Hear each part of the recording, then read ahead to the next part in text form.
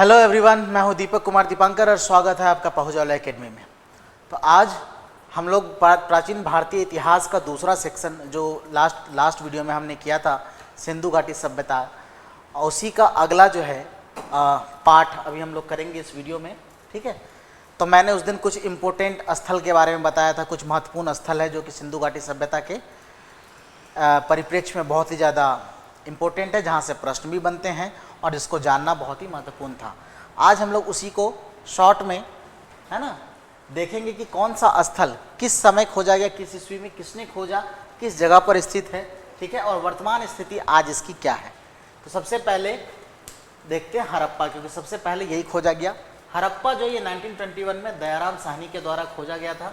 ये रावी के बाएं किनारे पर स्थित है, रावी नदी के बाएं तट पर, और मोंटगोमरी जिला जो है पाकिस्तान का, है ना, वहाँ ये स्थित है। दूसरी जगह मोहनजोदड़ो 1922 में खोजा गया था राखालदास बनर्जी के द्वारा। ये सिंधु के दाहिने किनारे पर स्थित है, सिंधु नदी के। और वर्तमान में जो लड़काना जिला है, सिंध पाकिस्तान लड़काना जिला, वहाँ ये स्थित है। सुतका गेंदोर, इसकी खोज 1927 में हुई थी। ऑरेल स्टाइल और जॉर्ज डेल्स, ये दोनों ने मिलकर के खोजा था इसको।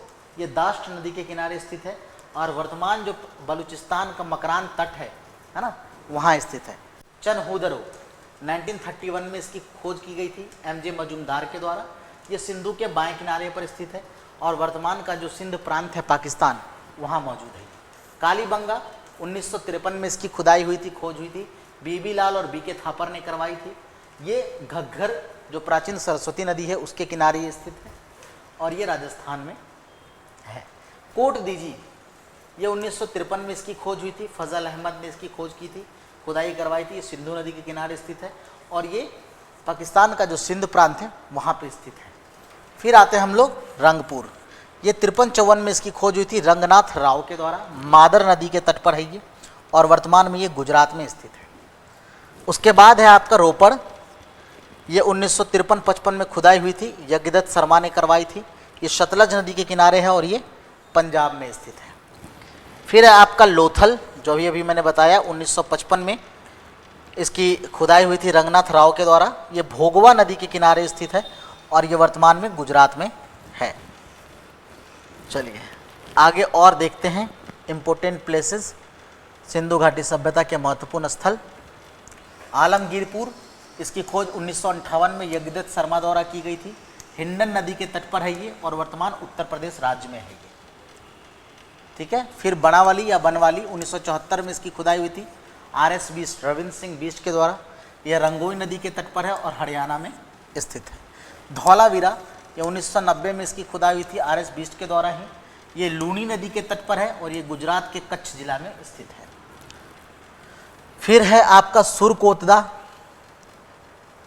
ये 1972 में इसकी खुदाई हुई थी जगपति जोशी द्वारा। कच्छ के रण में है ये, गुजरात में स्थित है। राखीगढ़ी 1963 में इसकी खोज हुई थी प्रोफेसर सूरज भान ने, ये हरियाणा में है, हरियाणा में। ठीक है, चलिए बालाकोट 1963 और 76 में इसकी खुदाई हुई थी, किसके द्वारा? GF डेल्स के द्वारा, और ये बिंदार में स्थित है। तो ये सारे महत्वपूर्ण स्थल है, उनका ईस्वी दिया हुआ है। ठीक है, आप लोग इसको वीडियो को दोबारा देख करके आप लोग इसको रिवाइज कर सकते हैं। ठीक है, ये सारे इंपॉर्टेंट प्लेसेस किस नदी के किनारे है, किसने इसकी खुदाई करवाई थी, कब इसको खोजा गया था, वर्तमान में ये कहाँ पर स्थित है।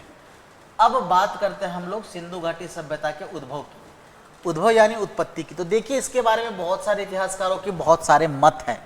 अलग अलग इतिहासकारों ने सिंधु सभ्यता के बारे में अलग अलग बातें कही। जैसे व्हीलर का कहना था कि मेसोपोटामिया के लोग ही सिंधु सभ्यता के जनक थे। ठीक है, कि जो लोग मेसोपोटामिया की सभ्यता है वहीं से लोग यात्रा करते हुए समुद्र से इधर आए और बस गए, तो वही लोग सिंधु घाटी सभ्यता के जनक माने गए व्हीलर के अनुसार। गार्डन का कहना था कि मेसोपोटामिया के लोग समुद्री मार्ग से यहाँ आए और नए वातावरण में नए सिरे से चुनौतियों का सामना किया और यहीं पर बस गए। फेयर सर्विस का कहना था कि सभ्यता का उद्भव और विस्तार जो है ये पुरानी बलूची संस्कृतियों और सिंधु प्रदेश की आखेट पर निर्भर करने वाली किसी वन्य और कृषक जो प्रजाति के लोग थे, है ना, उनके प्रभाव के फलस्वरूप हुआ। अमलानंद घोष ने भी इसके बारे में क्या कहा, सिंधु घाटी सभ्यता के बारे में? अमलानंद घोष, है ना, इन्होंने कहा क्या कि जो सोथी जगह है, बीकानेर और गंगानगर क्षेत्र जो राजस्थान का सोथी जगह है, या कालीबंगा, ये प्रथम संस्कृति का हड़प्पा संस्कृति के विकास में योगदान है। यानी सोथी एक जगह है, वहाँ पर जो संस्कृति पाई गई उसी से हड़प्पा संस्कृति जो है विकसित हुआ था। और जगपति जोशी ने इसका समर्थन भी किया, अमलानंद घोष की बातों का, है ना। फिर इसी तरीके से और भी इतिहासकार हैं, धर्मपाल अग्रवाल, ब्रिजेट आल्चिन, रेमंड आल्चिन, इन लोगों ने बोला कि जो सोथी संस्कृति है राजस्थान वाली, है ना, इससे पहले कोई संस्कृति नहीं थी, प्रत्युत वह सिंधु सभ्यता का ही प्रारंभिक रूप थी। तो ये जो सोथी सभ्यता है राजस्थान में, वही सिंधु का प्रारंभिक स्वरूप था। ठीक है, चलिए, ये तो बात थी उद्भव की। अलग अलग इतिहासकारों के अलग अलग मत हैं सिंधु घाटी सभ्यता के विकास के ऊपर कि कब कैसे ये विकसित हुआ। Origin of Indus civilization. Wheeler is of the opinion that the people of Mesopotamia were the fathers of the Indus civilization. माफ कीजिएगा, वॉइस ऑप्शन ऑन हो गया था। चलिए, हाँ, तो मैंने पिछले वीडियो में बताया था ना कि सिंधु घाटी सभ्यता की जो मुख्य विशेषता है वो है उसकी टाउन प्लानिंग, उसका नगर योजना। तो चलिए थोड़ा नगर योजना के बारे में हम लोग विस्तार से जानते हैं। देखिए, कहा जाता है कि सिंधु सभ्यता का जो नगर है ये विश्व के प्राचीनतम नगरों में से एक है और सबसे ज़्यादा सुनियोजित यानी वेल प्लान्ड है। इतना वेल प्लान्ड कि ऐसा माना जाता था कि 19वीं सेंचुरी में जो यूरोपियन कंट्री है उसके भी नगर योजना इतनी ज़्यादा विकसित नहीं थी जितनी सिंधु घाटी सभ्यता की मानी जाती है। इसमें जो मकान था वो जाल की तरह बसाए गए थे। जाल की तरह मतलब ग्रिड पद्धति में 90 डिग्री पे काटता हुआ, 90 डिग्री पे काटती हुई सड़कें थी। ग्रिड पद्धति में मकान बनाए गए थे और सड़कें एक दूसरे को समकोण पर काटती थी। नगर को आयताकार खंडों में विभक्त किया गया था। ठीक है, रेक्टेंगुलर शेप में था। और मोहनजोदड़ो की सबसे चौड़ी सड़क जो है वो 10 मीटर से भी कुछ अधिक चौड़ी है। सोचिए, उस समय में सड़कें 10 मीटर से भी ज़्यादा चौड़ी थी। मोहनजोदड़ो की कुछ सड़कें हैं। हालांकि मैं आपको बता दूं, जब बात यहाँ आयताकार की हुई कि जो नगर योजना थी वो कैसी आयताकार थी, लेकिन पूरी की पूरी सिंधु घाटी सभ्यता या हड़प्पा जो संस्कृति है, अगर पूछे कि वो किस आकार का था, उसका भौगोलिक आकार क्या था, तो त्रिभुजाकार था। समस्त सिंधु घाटी सभ्यता या हड़प्पा संस्कृति जो है वो त्रिभुजाकार भौगोलिक क्षेत्र था उसका, है ना। अधिकांश नगरों में दुर्ग बने हुए थे, मतलब किले बने हुए थे, फोर्ट टाइप बना हुआ था और शासक वर्ग के लोग वहाँ पे संभवतः रहा करते थे। इसके बाहर निचले स्तर पर ईंट के मकान वाला एक शहर बड़ा सा बसा हुआ था, जो मैंने बताया था पिछले वीडियो में, जहाँ सामान्य लोग रहते थे। ठीक है, और सिंधु सभ्यता में किसी भी सड़क को जो है ईंट आदि बिछा करके पक्का नहीं बनाया गया था। सड़कें कच्ची ही थी, लेकिन कितनी कमाल की बात है कि उन कच्ची सड़कों पर भी पानी नहीं जमता था। इतना बेहतरीन तरीके से सड़क बनाया गया था और सड़कों के दोनों किनारे नालियाँ भी बनाई गई थी और घर की नालियाँ उन सारे नालियों से जुड़ी हुई होती थी। सिंधु सभ्यता के प्रत्येक भवन में स्नानागार था, है ना, गुसलखाना या बाथरूम कह सकते हैं। और घर के गंदे जल की जो निकासी थी उसके लिए नालियों का प्रबंध था और कई घरों में कुएं आदि भी उस वक्त थे। कुएं भी कई घरों में पाए गए हैं। जो गलियों की चौड़ाई होती थी वो 1 मीटर से 2.2 मीटर तक गलियां, उस वक्त घरों के बीच में जो गलियां होती थी वो गलियारा होता था। ठीक है, और हर घर की नालियां जो हैं वो सड़क के किनारे बने मेन नाली से जाकर के जुड़ जाता था। भवन निर्माण में पक्की और कच्ची दोनों तरह की ईंटों का उपयोग किया जाता था। खास करके जो नींव डाला जाता था वो पक्की ईंटों से डाला जाता था। सिंधु संस्कृति के जो नागरिक थे ये भवन निर्माण में सजावट का या किसी तरह के लग्जरियस चीज़ों का इस्तेमाल नहीं करते थे, उनसे बचते थे। ठीक है, ज़्यादा लग्जरियस गुड्स का इस्तेमाल सजाने में, डिजाइनिंग में वो लोग नहीं करते थे। जैसे आज के समय में ज़्यादा पैसा हो जाता है तो लोग इंटीरियर, है ना, डिज़ाइन करवाता है, उस तरह से कोई बाहरी आडंबर दिखावा उनके उस वक्त के घरों में जो है नहीं करवाते थे लोग। ठीक है, उनके भवनों में विशेष अलंकरण नहीं दिखाई पड़ता था। तो ये नगर निर्माण में ही हम लोग आगे देखते हैं क्या क्या चीज़ें था। देखिए, ईंटों पर भी किसी तरह का अलंकरण नहीं होता था, मतलब ईंट पर भी कोई डिजाइनिंग जो है उस वक्त नहीं की जाती थी सिंधु घाटी सभ्यता में। ठीक है, नहीं होता था। कालीबंगा का फर्श जो है, एकमात्र कालीबंगा में एक घर है, वहाँ से एक फर्श प्राप्त हुआ है जिसके निर्माण में अलंकृत ईंटों का प्रयोग हुआ है। एकमात्र जगह है कालीबंगा राजस्थान का जहाँ पर अलंकृत ईंटों का यूज़ किया गया है फर्श को बनाने में, फ्लोर बनाने में। सिंधु सभ्यता के अवशेष में मंदिर कहीं नहीं मिला है। मंदिर स्थापत्य का निर्माण नहीं था, कोई उदाहरण इसका प्राप्त नहीं हुआ है। ठीक है, हड़प्पा, ये तो ऐसे लिखा है, हड़प्पा की जो जल निकासी प्रणाली थी ये बड़ी विलक्षण थी। किसी भी दूसरी सभ्यता ने स्वास्थ्य और सफाई को इतना महत्व नहीं दिया था उस समय, जैसे बेबीलोन भी था, मेसोपोटामिया की सभ्यता थी, चीन की सभ्यता थी, इतना महत्व नहीं दिया था उस समय सफाई और इसको स्वास्थ्य को जितना कि हड़प्पा के लोगों ने दिया था। ठीक है, सिंधु सभ्यता में जो ईंटें थी वो अलग अलग प्रकार की होती थी उस टाइम पे, अलग अलग शेप एंड साइज का होता था। जैसे मोहनजोदड़ो से प्राप्त जो सबसे बड़ी ईंट है ना, उसकी जो लंबाई थी वो 51.43 सेंटीमीटर से गुना 26.27 सेंटीमीटर, ये उसकी ईंट की जो है लंबाई चौड़ाई थी। ठीक है, कुछ ईंट 35.83 सेंटीमीटर गुना 18.41 सेंटीमीटर भी था। सबसे छोटी ईंट जो मिली है वहाँ की वो 24.13 सेंटीमीटर से, सबसे छोटी जो ईंट मिली है वो 24.13 सेंटीमीटर से लेकर गुना 11.05 सेंटीमीटर गुना 5.08 सेंटीमीटर की सबसे छोटी ईंट मिली है। ठीक है, चलिए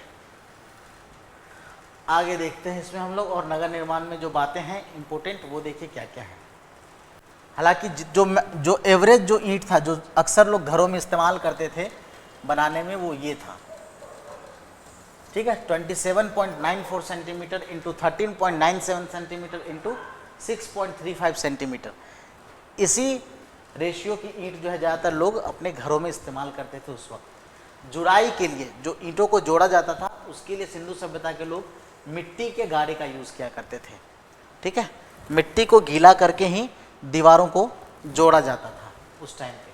जुड़ाई के लिए जिप्सम के मिश्रण का भी कहीं कहीं प्रयोग होता था, जिप्सम का। ठीक है, लेकिन बहुत कम। और मोहनजोदड़ो की केवल एक ही इमारत है ऐसी विशाल स्नानागार जहाँ पर कि गिरी पुष्पक का प्रयोग हुआ था। ठीक है, गिरी पुष्पक एक तरह का जिसको सीमेंट कह सकते हैं, उसको जोड़ने में किया गया था। नालियों की जुड़ाई में जिप्सम और चूने का मिश्रण इस्तेमाल किया गया था। जिप्सम और चूने का मिश्रण से इस क्या कहते हैं विशाल स्नानागार की नालियाँ जो है वो बनाई गई थी। दीवारों के मध्य में दरवाजे नहीं होते थे। मान लो अगर ये घर है ना, ये घर बनाते हैं तो बीच में दरवाज़ा नहीं होता था। दरवाजे हमेशा कहाँ होते थे? साइड में होते थे, घरों के किनारों में। लकड़ी के बने होने के कारण इनके अवशेष प्राप्त नहीं है। दरवाजे चूँकि लकड़ी से बने थे तो सर गल गए, बायोडिग्रेडेबल वेस्ट था वो ख़त्म हो गया है ना। भवनों में खिड़कियों का निर्माण नहीं होता था, भवनों में खिड़कियों का इस्तेमाल जो है निर्माण नहीं किया जाता था। चलिए, यानी प्राइवेसी का ध्यान रखा जाता था कहीं ना कहीं।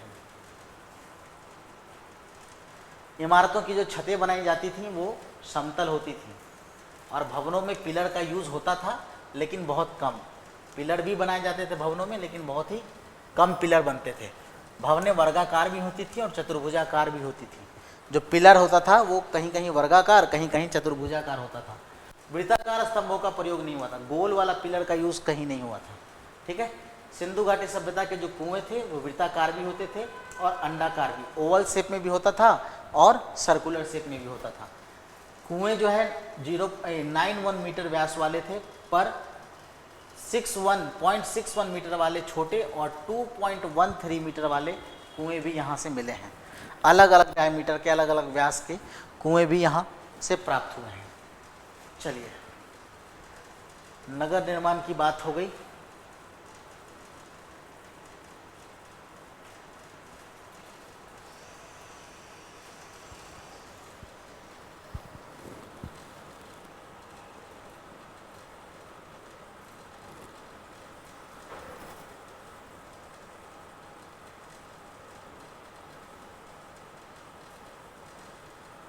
अब हम लोग अलग अलग जो अलग अलग स्थान है, मुख्य स्थान, वहाँ पर विशेष स्थल पर जो निर्माण योजना थी वो कैसी थी उसको जानते हैं। खास करके दो अभी जानते हैं इस वीडियो में, हड़प्पा और मोहनजोदड़ो के बारे में।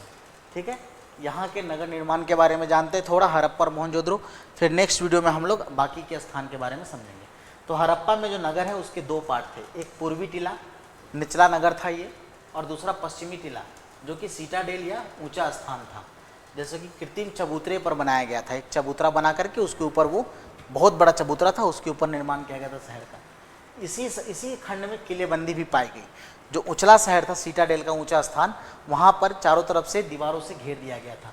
किलेबंदी में आने जाने का मुख्य मार्ग जो है वो उत्तर दिशा में होता था, नॉर्थ के साइड में होता था। और यहाँ उत्खनन में उत्तरी प्रवेश द्वार रावी नदी के बीच एक अन्न भंडार था। यानी इस शहर में आने का जो रास्ता था वो और रावी नदी, इनके बीच में क्या क्या चीज़ था? एक अन्न भंडार था, श्रमिक आवास था और सामान्य आवास क्षेत्र था। यहाँ पर एक कब्रिस्तान भी मिला है। और हड़प्पा में अन्न भंडार संख्या में 12 हैं, जो 6-6 की कतारों में हैं। हड़प्पा में जो ग्रेनरी मिली है, छोटे छोटे अन्न भंडार जो मिले हैं, वो टोटल 12 हैं। दोनों तरफ 6-6 हैं, 2 कतार हैं 6-6 के, वहाँ पर मिले हैं। और जो भवनों का जो ये है क्षेत्रफल है वो 15.24 गुना 6.10 मीटर है। और 12 अन्नागार भवन का पूरा क्षेत्रफल 2745 वर्ग मील के लगभग फैला हुआ है। ठीक है, ये तो हड़प्पा के बात थी। अब चलते हैं हम लोग मोहनजोदड़ो के बारे में। अच्छा, इसमें थोड़ा सा और है आपका। अन्नागारों के दक्षिण में क्या था? खुला हुआ फर्श होता था और इस पर 2 कतारों में ईंट के चबूतरे बने थे। और इसका उपयोग शायद फसल को जो है दावने के लिए होता था। फसल को लोग पीटते हैं ना ऐसे करके, जैसे गेहूं वगैरह को पीटा जाता है पक्कों पर, जिससे दाने उसके बाहर छूट जाते हैं, तो उसी के लिए वो चबूतरे बनाए जाते थे, ऐसा अनुमान लगाया गया। ठीक है, और यहाँ पर एक दक्षिण में भी कब्रिस्तान मिला है हड़प्पा में। अब बात करते हैं मोहनजोदड़ो की। तो मोहनजोदड़ो ये नगर जो है 2 खंड में बटा हुआ है, पूर्वी और पश्चिमी। पश्चिमी भाग इसका ऊंचा है लेकिन छोटा है, और पूर्वी भाग, इस पश्चिमी भाग में किलेबंदी है और इसमें मीनार और बुर्ज भी बने हुए, ऊंचे ऊंचे मीनार, टावर भी बने हुए हैं। ठीक है, मोहनजोदड़ो में जो पश्चिमी गढ़ी है, जो सीटाडेल है, वहाँ सार्वजनिक महत्व के स्थल है, जैसे कि अन्न भंडार, पुरोहित का आवास, महाविद्यालय भवन, विशाल स्नानागार, ये सब सीटाडेल में है। मोहनजोदड़ो का जो सबसे प्रमुख सार्वजनिक स्थल था वो था विशाल स्नानागार। ठीक है, जहाँ पर कि सारे लोग किसी पूजा पाठ या किसी विशेष अवसर पर स्नान आदि के लिए उपस्थित होते थे। ठीक है, इसको बहुत अच्छे से दिखाया गया। आप लोग ऋतिक रोशन की एक फिल्म आई थी मोहनजोदड़ो, है ना, उसमें देखना कि पूर्णिमा के रात में लोग उपस्थित होते हैं यहाँ पे एक त्यौहार मनाने के लिए, और उसी रात में जो है कुंवारे जोड़ों की शादी भी की जाती है। तो वो मोहनजोदड़ो में उस जगह को दिखाया गया है बहुत अच्छे से, है ना। वहाँ पे ऋतिक रोशन का डांस वगैरह भी देख लेना, मूवी में वो दिख जाएगा।